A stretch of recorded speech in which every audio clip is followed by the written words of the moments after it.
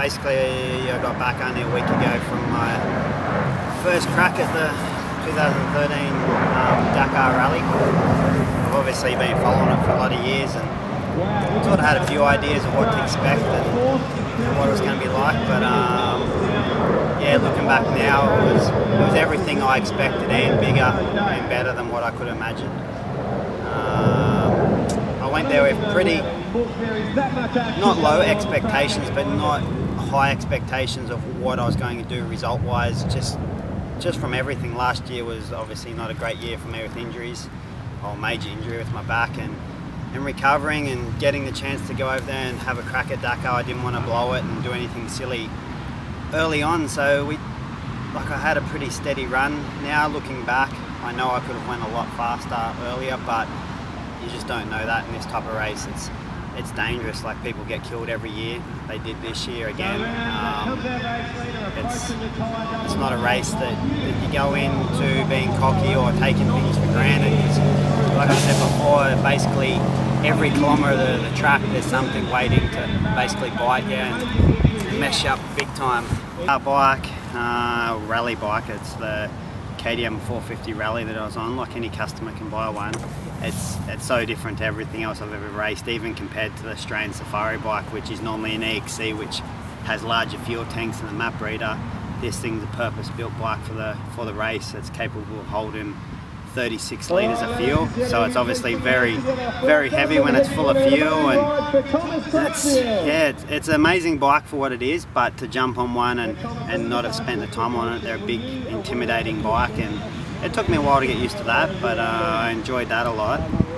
And what people don't see compared to the Australian Safari, like, they think it's just when you look at it, it's double the length, so they think, oh yeah, 2 weeks of Safari and that. It's nothing like Safari. The riding bit is okay, like, it's a lot more technical and the speeds are down a little bit, but people don't realise that some days you're crossing countries, so you've got to carry your passport with you, have your paperwork done for the border crossings the night before.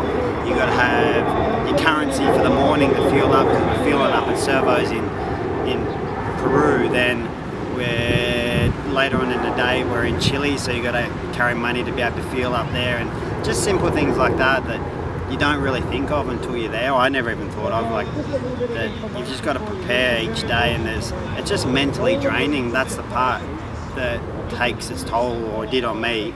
Physically I was pretty good, but just using your brain so much every day to, what do I need today, what currencies do I need, am I going through a border, I'm starting down at the coast in the heat, but lunchtime I'm going to be in the Andes that's -2 degrees, so I need to carry my thermals. And then we did marathon stages where you wouldn't see your support crew for 2 days, so they'd take us to a separate overnight stop, like 500 k's away from your support crew.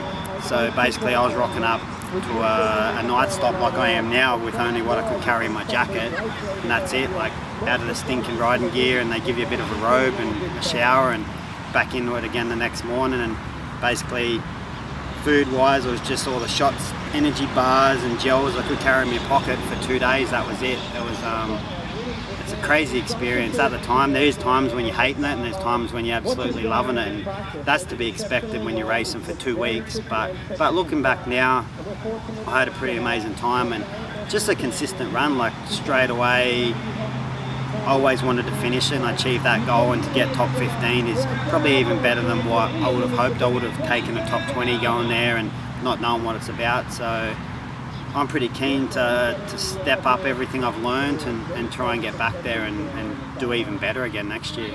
Yeah, so I only rocked back in Australia here a week ago, and got home, unpacked the bags, and basically had to pack them again. We're down here at Melbourne at the Enduro-X, and it's pretty crazy. I've gone from one extreme to the other, so I've spent 14 days of racing through the desert, doing 800-900k days, and here I am on a 600-metre track with man-made obstacles on a bike that's half the weight. I've got way too much power for what I need out here on the 450 SXF, and it truly is from one extreme to the other. But I'm having a lot of fun. I got, I think, 4th in the first pro heat then, so I'll slowly get used to it as we go on, and hopefully try and improve. But that's one of the things I really enjoy about being with KTM, is I get to do so much different stuff and race so many different bikes, and it never gets boring.